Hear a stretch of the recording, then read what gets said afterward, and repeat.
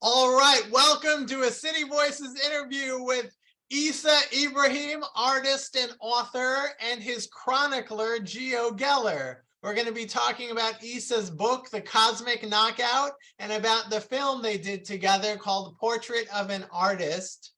So, Issa, we're gonna now. The Cosmic Knockout was a very raw, sexual,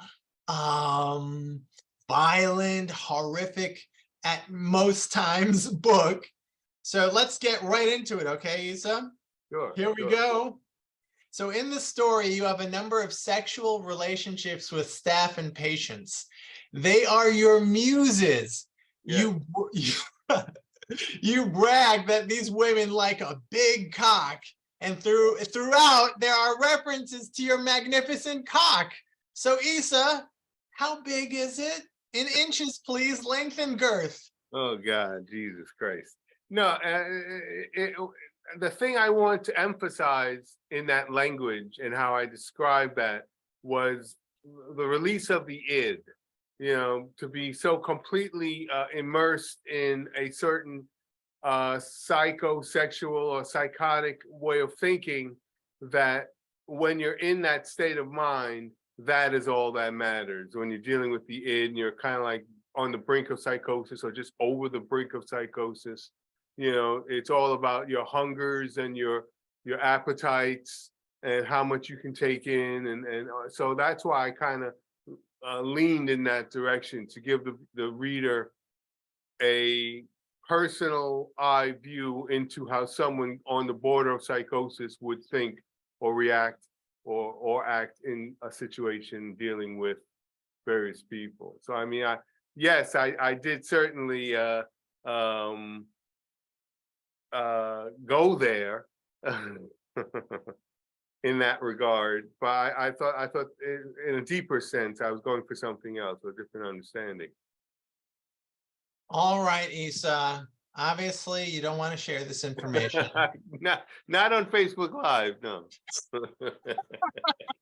Okay, can we put it in the text? In the chat? So, well, not the chat, but I'm thinking like when we put the video on YouTube after editing, can we have like, you know, by the way, Issa's cock is this big, this big? Is that okay with you, Issa? I'd be too modest because it's not that big at all. Issa, do you still enjoy sex? Actually, you know, that it was written from the standpoint of a 24-year-old male. And a lot of that stuff that was going on was my 24-year-old self.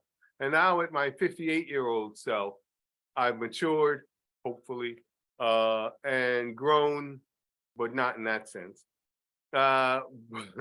But so sexually, you grow and you mature and your interests change. You know, I'm much more interested in relationships, you know, friendships, companionship. All right. The important things about interpersonal relationships, really. So what does intimacy mean to the 24-year-old Issa, and what does intimacy mean to the now 58-year-old Issa? What's the difference in perspective? I had no concept of intimacy at 24 because I was a broken man thrust into a broken system, you know. So you know, and I was approached by these women, these muses, you know, and objectified. So you lean into the objectification, you know, because it satisfies or clarifies or even rationalizes your own your low self-esteem and your low self-worth. This is what I was wrestling with at that time. It was low self-esteem, you know. So when you're approached by these older women or these women in power or these authority figures, and they're saying, you know, we can do this, you know, which was the phrase that they used. We can do this. You lean into that because it satisfies your, you know, it makes you feel like, oh wow, I'm not a piece of shit.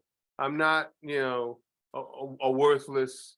However you may feel, or however I felt at that time about myself. So.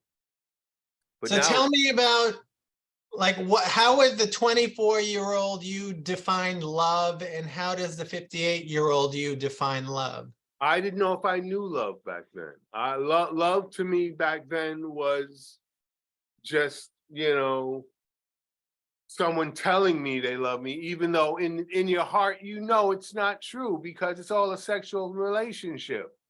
But you want to rationalize it and make it some kind of love, But now now after, wow, almost 28 years with the love of my life, Susan, I know what love is, and I know what true intimacy is. And I know what a real heartfelt relationship is, and we're not married. And what is it? Well, my friend, for that you have to mail $9.95 on a postcard and send it to this address.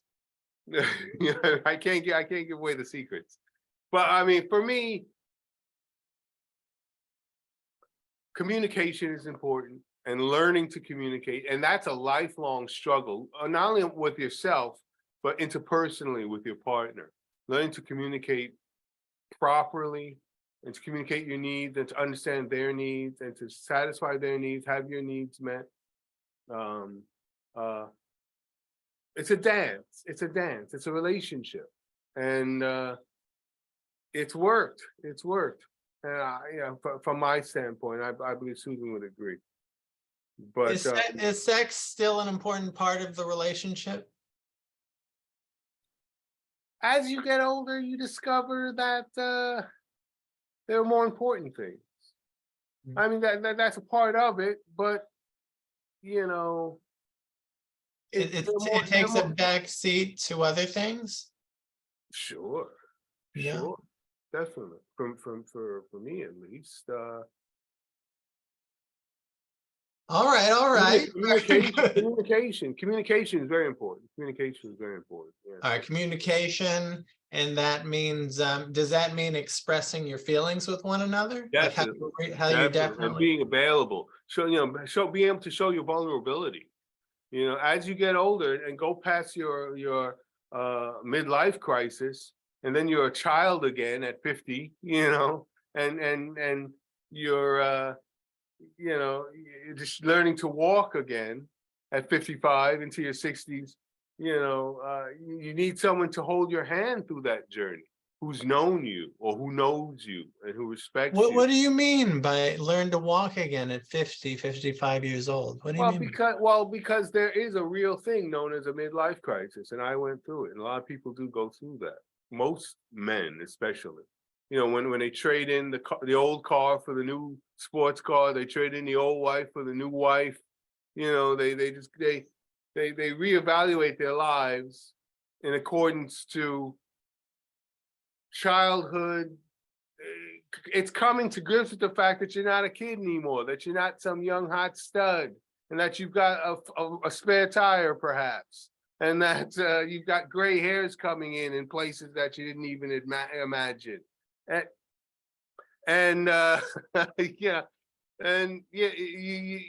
So you realize that you're facing your mortality. And you realize that just making love and having indiscriminate sex with young women is not the way to go. You have accumulated a lot of wisdom in your quote unquote old age. Well, but let me ask you. Yeah. Is there any wisdom from the Cosmic Knockout novel of your early 20s? There is. If you were to read it, it's a long journey. The reason it's such a long book, and it's almost like an epic, is that it follows me from 24 into my 50s. It's a trajectory, and the wisdom comes in my understanding of my family relationships, my relationship with my mother. So the side stories, the sidebars of the sexuality and the intense sexuality that you mentioned are kind of sidebars that play themselves out towards the end when you discover that this guy has, against all odds, fostered a meaningful relationship with one of these muses. These other muses that came along were just breadcrumbs along the way, you know, just helping him follow a journey to self-discovery at a later age, as all people are in our lives, I believe. Do you think people should read The Hospital Always Wins before they read The Cosmic Knockout? Probably. All right. Probably. I did, and it Yeah. helped. It helped a lot because it's a guidepost. Yeah, there was some parts of The Cosmic Knockout that you had to have a little backstory. Do you think a movie can be made of The Cosmic Knockout or an animated film? That's what I'm shooting for. That's why it's self-published right now, but that's the whole purpose that I published it or self-published it, so that I can put it in the hands of someone who could maybe take it to another level that I'm not quite capable of doing. I would love to see an animated / live action. Oh, like Kill Bill. Something like that. Exactly. Now, did you really smear feces all over your face and walk about the units? Yes, I did. I'm not proud of it, but that's you're really going for the gusto, aren't you, Dan? Thank you so much. Do you remember the reactions you got when you were walking around with feces? I'll tell you, you know, the thing about being in a mental hospital is that there's nothing shocking. There's nothing shocking. And that was just another day on the mental hospital, on the ward of a mental hospital.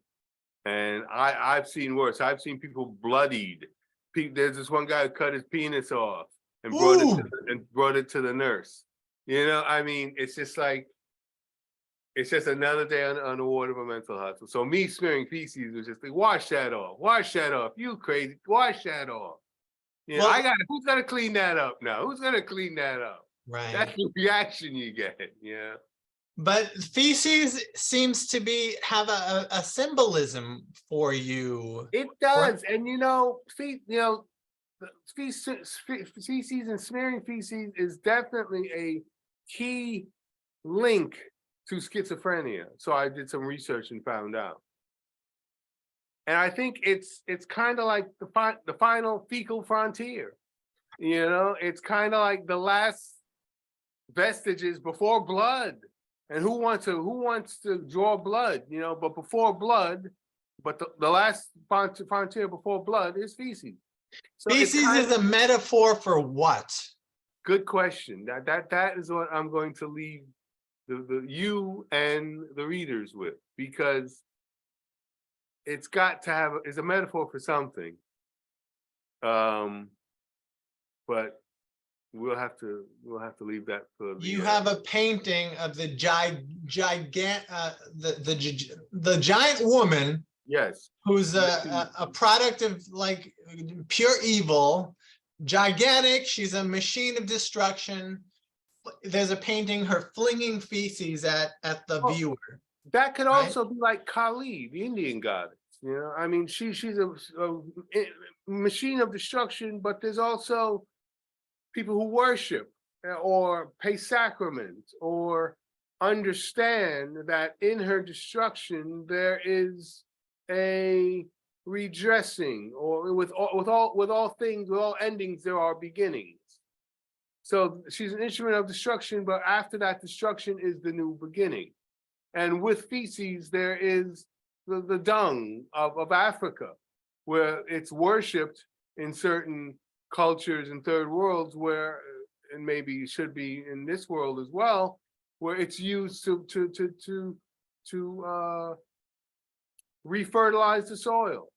And and in rituals, I believe there's a ritual burning of the dung too. Yes, exactly. It's got a deep cultural significance that goes beyond just a naked lady smearing feces. Yeah. All right.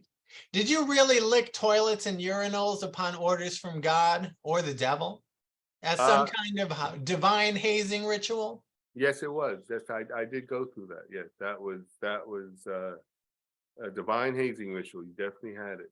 You definitely got it. Yeah. So what was God or the devil's intention for making you do that? Can you understand the cosmic Obedience, rationale? obedience, obedience. And also from another standpoint, obedience to this God or to this deity, but also an extreme humiliation and recognizing that in the bathroom, on by the toilet of a psych center, a mental hospital where you are a patient, you can find God. At that lowest, that's like your rock bottom. That was my rock bottom.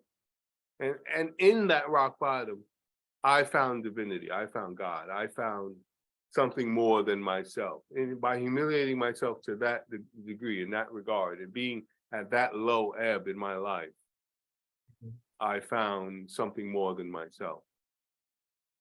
Right. You know, there's a condition that shamans experience when they're young and being initiated into shamanism. It's called shamanic illness. Mm, A psychiatrist would call it, you know, psychosis. A person on the street would call it batshit crazy.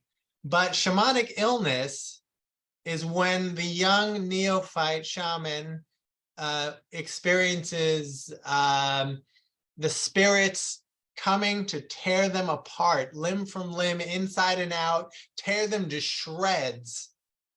And often they're found, you know, in the forest when this is happening to them because they go on a walkabout with the shaman supervising, because the parents of the young person usually come to the shaman in these tribes when something like this occurs to their child, because they can't understand it, but the shaman can, because the shaman's been through that. And then these spirits build the shaman back up from all the guts and the slime and the spit and everything that's been torn out. The spirits build them back up into a new human being, a human being capable of being the shaman of the tribe. Does that seem like something you may have experienced yes, in a definitely. more Western way, perhaps? In a more Western way, you know. I see through the lens of a 21st century sci-fi comic book, you know, Western lens, definitely, definitely.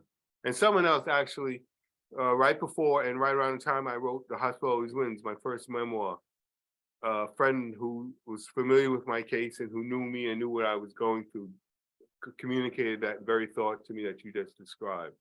The hero's journey. Campbell also described, Joseph Campbell talked about that, the hero's journey. You know, so How yeah, people have to be torn apart and then rebuilt. yes. Yeah. So like your main characters, do you feel that all human beings have aspects of the zombie, you know, the zombie, Yeah. the demon, the superhero, yeah, and the Messiah? Do we all have all these different archetypes? Those are the archetypes, and that's getting into what Jung was talking about, the archetypes that make up who we are. So it is an archetypal situation, yeah, and we all have them within us, and we all have the ability to channel each one or suppress. You know, no one wants to be the demon, you know, even though he exists within us. So yeah, I definitely agree with that. Now, my last question before we move to Geo, and then we'll move back to you, Issa, too, and you can chime in anytime. Now a witch is something special in your book. Tell us what a witch can do.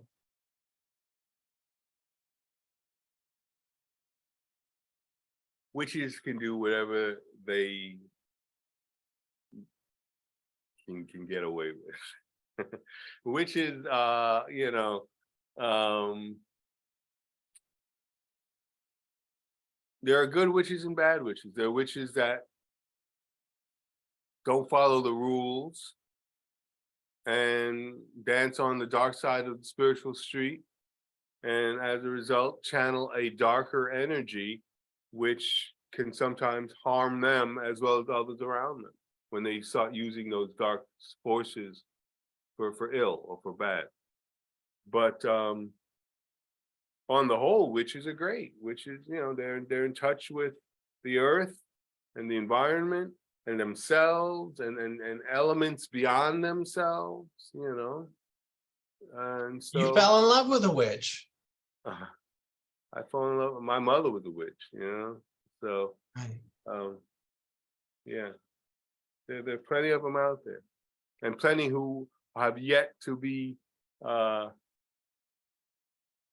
have yet to come into their witchery, who maybe aren't quite yet there in their witchery, but we all have the ability to tap into something greater than ourselves, other than ourselves.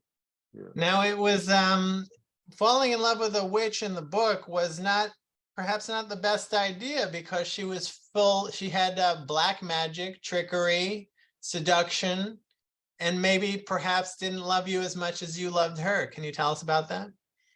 That is the truth.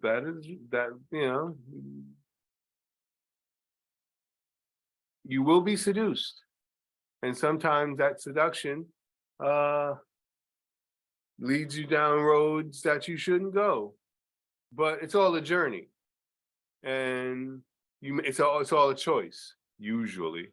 And if you make that choice to follow that road, you suffer the consequences. If you run afoul of the wrong one, And it was a learning experience.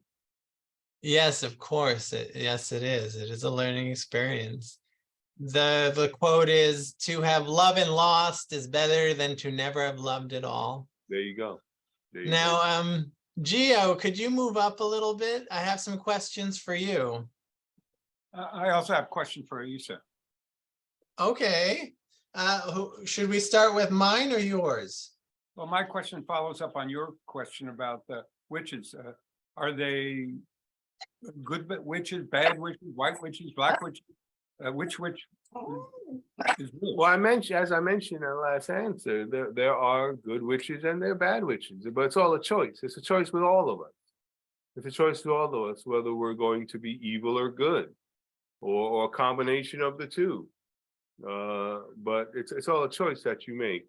No, what is a dark witch and a white witch? What is Why, like I mentioned earlier, dark witch is one that uses the evil forces that exist in these other realms to bad bad ends, for issues of greed, or for issues of to get things that they wouldn't normally get, that they don't really deserve. Now, are witches always women, or are they men or women? They're men and women. Okay, this is the first time I've heard you talk about witching, so it's just a question. Amazing. How long have you two known each other? 20 years. Too long. Oh, it's been 20 years. Okay. Now, Geo, I have some questions for you. You game? Sure, anything. Okay, Geo Geller, you are a light-skinned Jewish man, correct? Correct. I have, let's put it this way, as I like to describe it, my mother and father were Jewish. All right. And what is Geo short for? Is this your original name? It's short for George. I never felt like a George. I don't really feel like a Geo, but it's better than a George.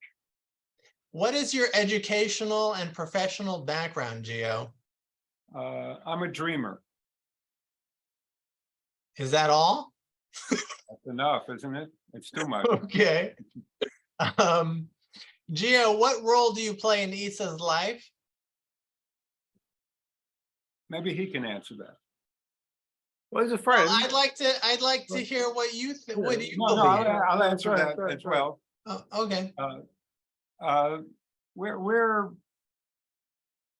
like brothers from another mother, I felt at times, but we're good at fighting with each other as well. We don't take shit from each other. We go around and aren't afraid of standing up for ourselves, and we fight like cats and dogs sometimes for little things, like a But- capital. Yeah, for a capital letter.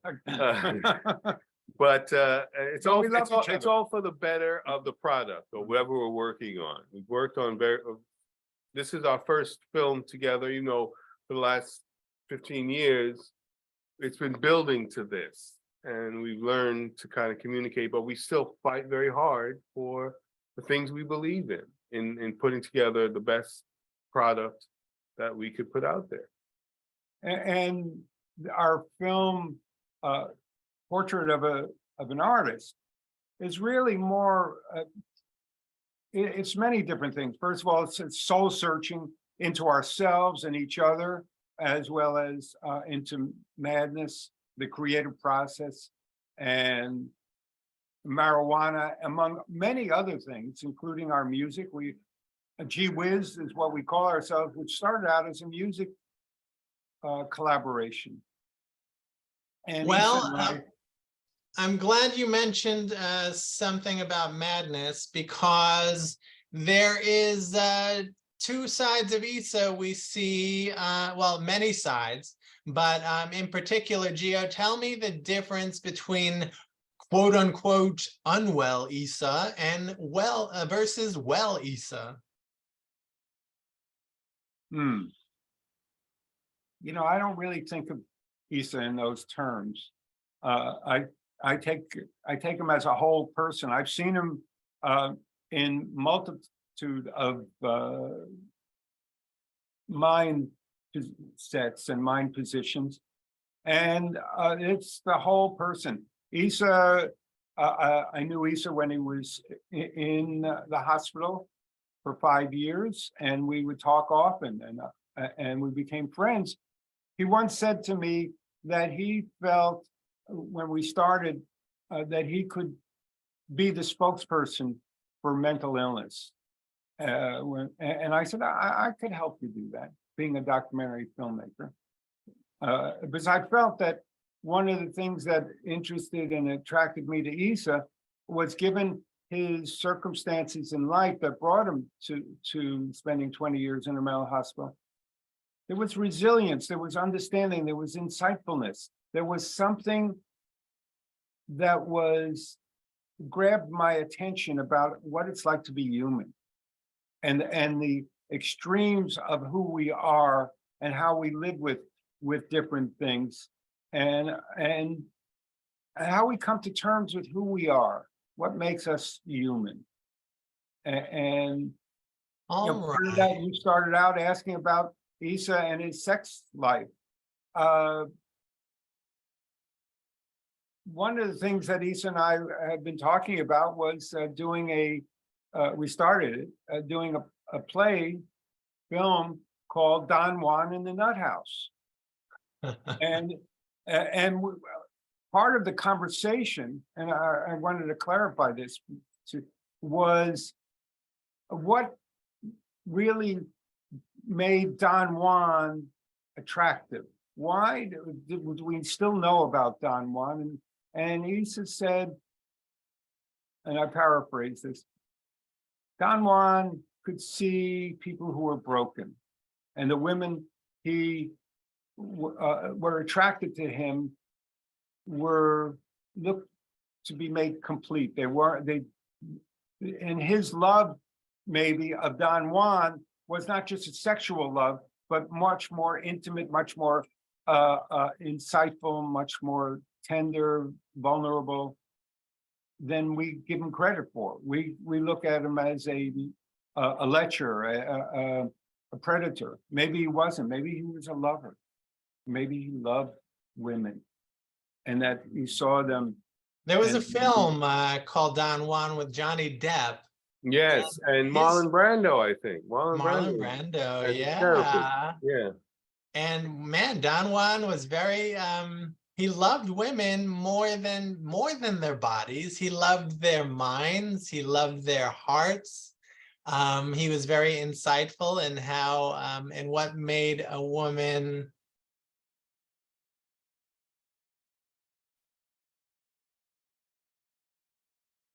how to meet a woman's emotional needs. Really? I wasn't familiar with it. I just, I think I mentioned it to you before. yeah. All right, Geo, let's keep going. Okay. Geo, do you understand your privilege as a light-skinned male in the USA? Good point. I have come to a certain insightfulness that as a white father of a boy and a girl, I would not know how if I had a mixed relationship with a dark-skinned woman and I had two dark-skinned kids, or I was a black man, I wouldn't know what to tell my kids.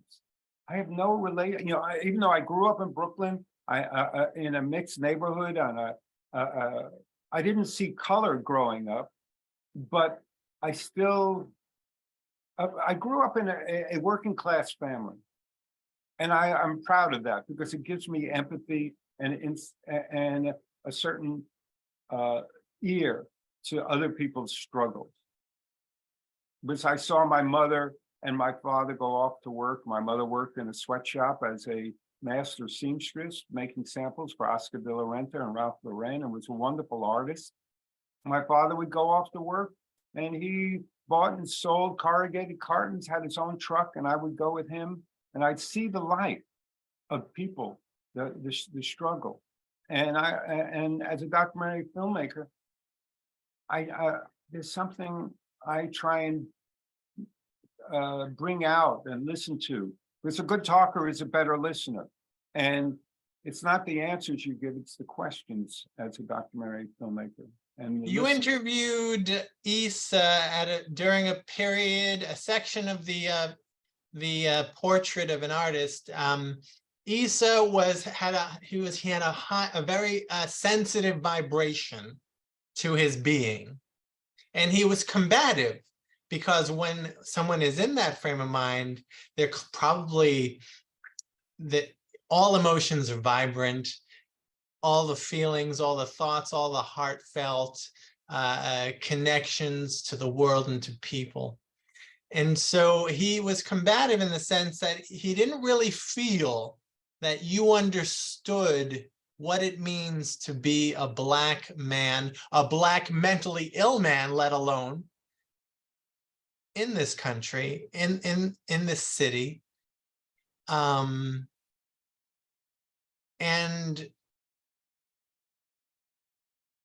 either one of you can answer that. Geo, do you feel you've come a long way since then in terms of your understanding? Issa, do you feel Geo has come a long way in his understanding? It's a journey. It's a journey. Empathy, I do know that Geo's got a tremendous amount of empathy. And that's something that a lot of people don't have a lot of. A lot of people, I mean, that's the one thing I think that's missing in the world is empathy. And Geo has more than most, but certainly at that time, I was calling him on certain things, maybe because I was in that heightened state. I mean, when I'm in a more relaxed, maybe adequately medicated state, it doesn't matter as much, or I don't see it in the same way. But certainly in that state, I was calling him on it. And I felt comfortable enough with him to call him on, which is something that is another issue that, is another part of the puzzle. So, you wouldn't necessarily feel that comfortable with somebody unless to say that, unless you knew them and felt you had a connection with them and felt it was worth going through the heartburn of saying, hey, I don't think you understand me. I don't think I don't think you get me, because you thought you had that relationship all that time. So it's already built on a relationship. We've had some knockdown, nothing physical, but just this, like brothers, and sometimes we have differences of differences. And what are those differences, Geo? pardon? What are those You differences? mentioned there's different, you have Oh, differences. I got a little more gray hair than him. And we used to talk at night, and he was on the 10th floor of the mental hospital, and I was on the 20th floor of an apartment building in Midtown Manhattan, which was even crazier than the mental hospital, because at least in the mental hospital, there are guards, there's people who control the story, control things. I'm just saying that there's a lot, and in the portrait of an artist, Issa talks about, the world is a mental hospital. And so within my reference of being a white man who is empathy, I've done a number of documentaries on people who are Black, that are, I think of as work in progress, trying to give unknowingly, just to give voice, because I feel like the white community doesn't understand the volcano that is in the Black community. What would you like to see white people doing for Black people to make things better? Question. I think that white people need to have a little more perspective on. I'm working on something now about the oppressor. And often the oppressor is also oppressed by the society that they're in, by its expectations. So as a white man, or as a male and a woman, looking at a man and looking at society and looking at many different cultures, there is we think of the oppressed, but the oppressor is also oppressed by having to play that role. This is something I'm exploring as I talk to you about it for something else that I'm trying to encourage and wrote about. I don't know if that clarifies your. Issa, is that a good answer? It's a geoism. Thank you. But I get what he's saying, in that everybody has a perspective, including the white side. Their perspective is what it is, and everybody wants to be heard. And just case in point, Donald Trump allowed a lot of those white, quote unquote, racists, or people see as white racists, he allowed them to be heard. He allowed them to be seen. And I don't think they see themselves as racist, or if so, it's not as big a deal as, how am I going to get food on my table? How am I going to pay the rent? How am I going to pay my car note? How am I going to pay my mortgage? We're all struggling here. And he's a snake oil salesman who sold them a lot of snake oil about how it's going to be a great place for us, but we're all just trying to survive this mental hospital. We're trying to survive this crazy world we're living in. And I think what Geo was trying to get at was that there's a perspective to everything, and that what white people need to understand about Black people is that we're all people and we're all trying to survive, and it's very hard, unless you're a billionaire, and even the billionaires are struggling for every dollar, Yeah. So they've got their struggles, Plato, the ancient Greek philosopher, was quoted as saying, "Be kind, for everyone you meet is fighting a great battle." Geo, very good quote. Yes. Geo, what intrigues you about Issa? And Issa, what intrigues you about Geo? So we'll start with Geo. I think Issa had an insightfulness that you see in people who are warriors, who have gone through hardships and come out the other end and can see a timelessness, a patience, a resilience, and not taking things. Issa had at times he's had a calmness that and an insightfulness that I think was something that I felt I wanted to try and communicate. We have music that we've collaborated on that is very insightful as far as I'm concerned. All right, Issa. I think what I like about Issa is that his struggle is every man's struggle with their own internal struggle. We all struggle with some reality check. We're brought up in a dysfunctional world, and if we've been damaged in early childhood or along the way, we develop survival mechanisms. And those survival mechanisms work for us sometimes, and they work against us at other times. And the thing I like about Geo is that he's curious. He's very curious and willing to learn, you know, which is why I haven't given up on him so far. Oh, that's good. Thank you. Thank you. You know, and why when you have that moment in that film where I'm saying, you really understand me, and I'm still trying to get through because he's curious and he's really trying to understand. So I'm willing to go that extra yard in my frustration to help understand me and help understand what it's like to be a Black man and a mentally ill Black man in America. Because he's willing to learn and he can learn and he is learning, as we all are.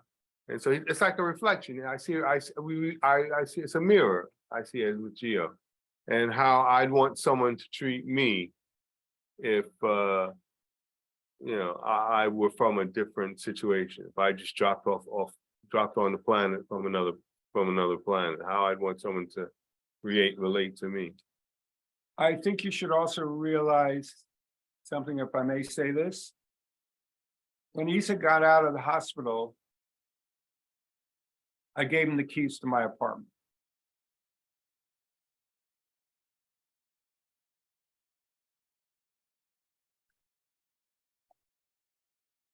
And he still has them. So, well, that's an extraordinary amount of trust and love in that gesture. But Geo, what do you fear about Issa? What do I fear? Fear. I'm not afraid of Issa. I don't have any fears. I'm afraid for Issa himself at times. Over the years, there have been times where he's been challenging, not to me, but to himself. And I fear, it's not the right word, but it's close to it. I'm concerned. Give me a better word. I'm just concerned, you know, that sometimes Issa is very strong in his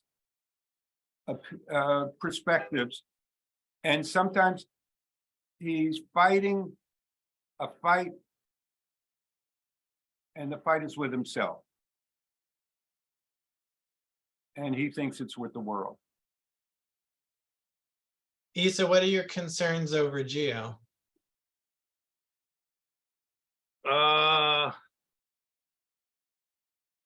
He could focus a little better, just as a collaborator with him.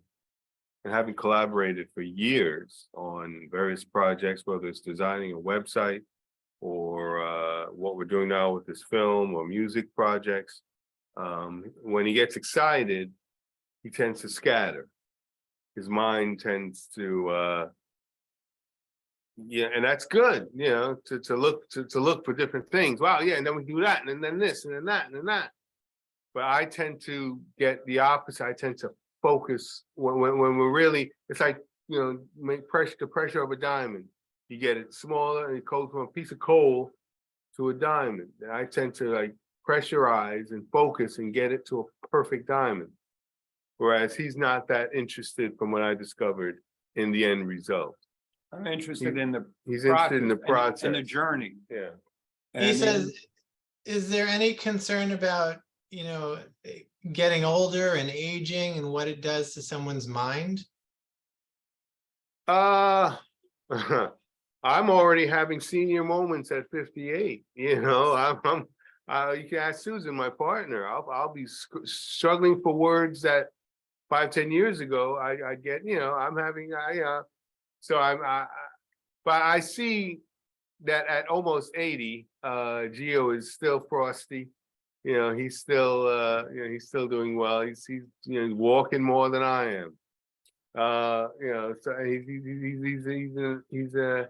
he's a good example of how to age gracefully and how to age well. He eats well and takes care of himself. He's a good example to follow. So So there's no concern there. Of getting no. I mean, we're all going to leave eventually. I may leave before him. But we're all going to leave eventually. But that's why I'm in such a rush, or I'm eager now to like get these projects out there into the world, so that there's very little, if any, leftover things that we should have done, that if one of us are not here, we'll be saying, oh boy, we could have done that. Oh, we could have finished that. Oh, wow, I wish we could have had more time to do that. I'm taking that time now in the present to crystallize and to realize things that I feel we can realize. That's where that pressurized diamond things come. That's where that focus comes from.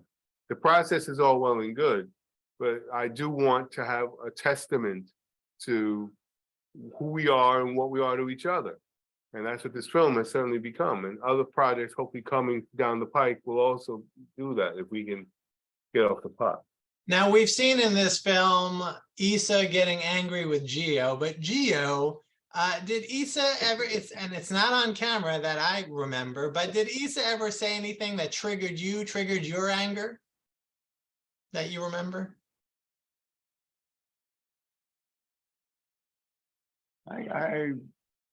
He's pissed me off. But Okay, well, can you tell us a story around that? no. Is it private?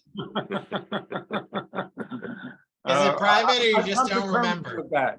So it doesn't need to be brought up.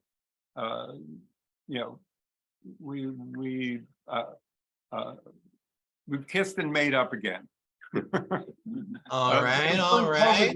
During So COVID, I see Issa's more willing to be vulnerable in this. well, no, I'm just saying during COVID, I needed, I became a recovering documentary filmmaker and a recovering photographer, and just kind of decided enough chasing other people and other people's stories. It was time for me to do my story and what I was interested in and what excited me.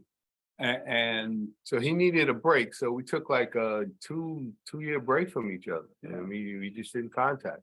And it became clear that he needed to kind of regroup and get his mind on himself and the things that he wanted to focus on, and not focus so much on these secondary, tertiary, ancillary projects that he was working on. And I found out very quickly when I started reaching out to him and not getting responses that, okay, he wants to take a break. And so he took a break, we took a break, and we talked for 2 years or so. Were you angry during this time, Geo? was I angry? Resentful? Not as much at him, but at myself. In some ways, I just needed time to digest. I had a couple of situations that in my documentary world where I realized, oh, I make documentaries for people who aren't born yet. And some of the people I was filming, I just needed to get a perspective on, And it took you 2 years. It wasn't anger at Issa, it was just anger at myself and the amount of energy that I was putting into other things other than, oh, it's time to do me. Were there feelings like, what is this legacy I'm going to leave behind? No. Even though one of my documentary subjects, George Stoney, kept on echoing in my ear when I asked him, why do you want a legacy? Why do you want to leave? Because I helped him get his work in a distributor. And he said, no, for vanity or ego. He said, no, I want to, out of respect for the people that I filmed, I want to make sure that their offspring, there was something that I respected in them and they trusted me, and I wanted to make available to their future. And that, in other words, so them and their families could watch this and have sentimental value and or a learning experience more than sentimental. I'm not big on sentimentality. More of a learning experience of who they were. okay. But let me ask you a question, if I may. Oh, you're asking me a question? Yeah, I'm a documentary filmmaker. We have a right to ask questions of people who ask questions. Proceed. So you opened up the conversation with Issa about the, is intimacy and sexuality and stuff like that. Well, what is your relationship to sex? My relationship to sex is that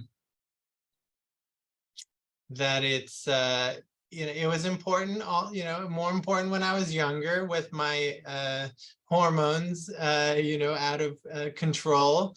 Not that they're ever in control. I still get horny thoughts with some frequency, but like Issa, I've also learned, and this is the wisdom perhaps of age and experience with number of relationships, that intimacy as a middle-aged adult is about, yes, communication, being present, and also knowing when to back away and when to give space, and to juggle that, and to realize when someone needs someone present and when someone needs space, etc. But also to be honest with my feelings, which is hard to do in our culture. As a man, I'm more of like an effeminate man, because I'm kind of in tune with these feelings and my feminine side. And so sex is not so important. It's been a while since I've engaged, but I prefer just being near her and in bed and in with hugs and engaging in meaningful deep talk about real issues and stuff like that. And I have I have my dog who is a special kind of four-legged intimacy. So I hope that answers your question. But let's keep going.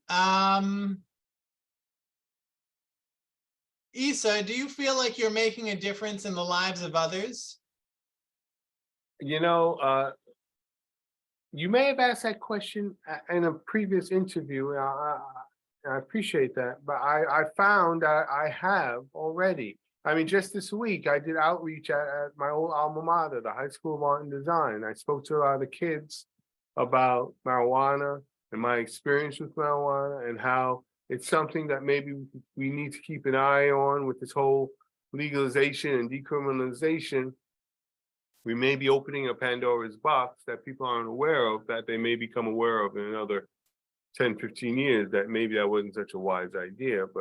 But yeah, I've already, in writing my book and the things that I've done over the last, since I've gotten out of the hospital, I've discovered people have come up to me and written me emails from all over the world saying, thank you. Thank you. We needed to read this. We needed to see this. We needed, so I've already, mission accomplished. Everything else is gravy. So you're ready to keel over and die? Well, only after we release this film. You know, I don't know if you remember Ken Steele. He was the founder of City Voices. Yes, yes, yes. He up and died right like a couple days after his book was published. Wow. But he was in very bad health. I hope your Yeah. health is much better. How is your health? My health is pretty good, pretty good. I mean, I was suffering a little bit of high blood pressure for a minute there, but I'm on a low dose medication that's regulated perfectly now. So that's about it. My health is fine. I'm eating well. Me and my girlfriend Susan, I do most of the cooking, but she helps, and we eat very well. How about sleep? I say pretty good. I say pretty good. Yeah, I keep some late nights sometimes when I have a project that's kind of calling to me. But I get my 8 hours. Yeah. Well, tell us about your relationship to God, Jesus, and your mom's spirit. Sometimes they're all the same thing. Sometimes they're all the same thing. You know, it's. I don't want to get too much into how I pray. You don't want to get too much into how people pray. But when I do speak to the Creator, it answers in my own voice, but it gives me answers that if I ask a question that I would never think of the answer, but somehow I'm answering myself. And sometimes it would answer in my mother's voice, which is a remembrance of her voice, you know? And I reach out and I ask questions. I ask for sustenance. I ask for guidance. And it comes to me in these answers to these questions. So it could be the old AA axiom where giving into a higher power and knowing that there's something beyond myself that I could ask questions of and maybe seek a response, seek an answer.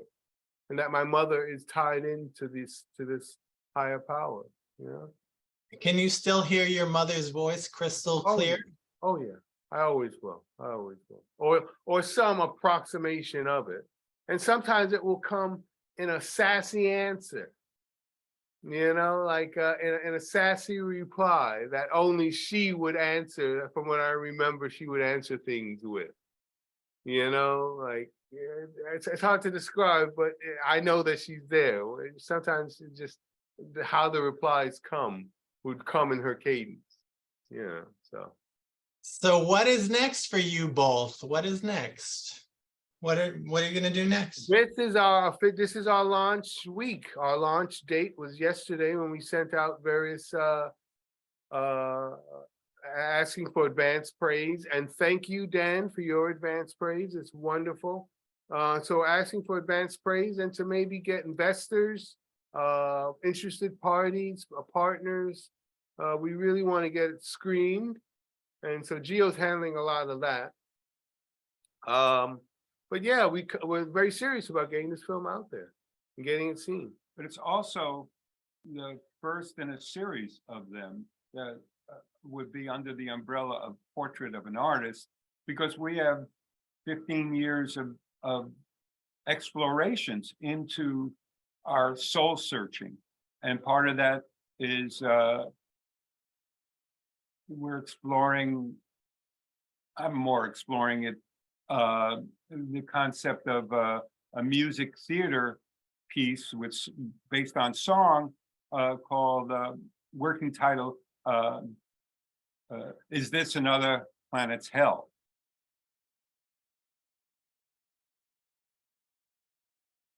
But that it comes from a quote from Aldous Huxley. Maybe this is another planet's hell. Yeah, hell or penal colony or an asylum or something, or a prison. Sure. So we have lots of things that will stand alone. We have lots of a piece called Crossing the Line that I'm excited about because it talks about, it's a very intimate, insightful conversation that I think has legs. And that can be found on the website, promisedlandofdreams.com. We have a lot of our music. That's where that Crossing the Line has come from. We'll put that website up in the text for sure. Definitely. So any parting thoughts, any final thoughts for our wee small little audience? stay curious, stay open, love openly. You know, just keep that love thing flowing. Keep that love thing flowing. You know, because that's all we've got. That will keep us human. And I would say a good talker is a better listener. Learn to listen.